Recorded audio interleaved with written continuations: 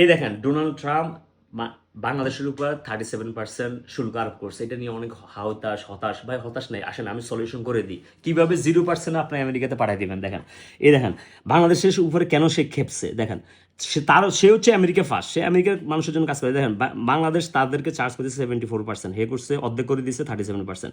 পাকিস্তানে কেন এত কম করছে? পাকিস্তানে আগে তারা চার্জ করতো অনলি 57% আমেরিকারে, আর হেদেরকে করছে এত। এবার আসেন ইন্ডিয়াতে, আসেন ইন্ডিয়া কত করতো 52%, হেদের করছে 26%।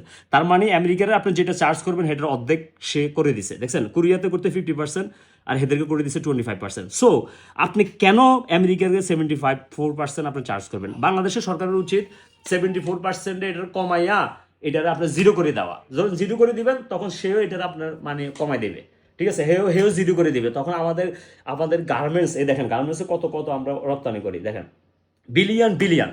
তো আমরা বিলিয়ন বিলিয়ন রপ্তানি করবো, আর হেদের থেকে শুধু কাঁচামাল, হেদের থেকে আমরা ডিম, ময়দা, গম, তারপর চাল, তারপর আমরা গাড়ি, এগুলো আমরা তাদের আমেরিকা থেকে আনি। আমরা জাপান থেকে ইম্পোর্ট বন্ধ করে দিই, চায়না থেকে ইম্পোর্ট বন্ধ করে দিই, ঠিক আছে। এই সবাই এটা শেয়ার দাও যাতে এটা ডক্টর ইউনুস প্রশাসনের কাছে যায়। আর আপনাদের ফ্রি অ্যাডভাইস দরকার, আমি আছি, morshed bitfly.co.uk তে যোগাযোগ করবেন, ঠিক আছে। Good luck.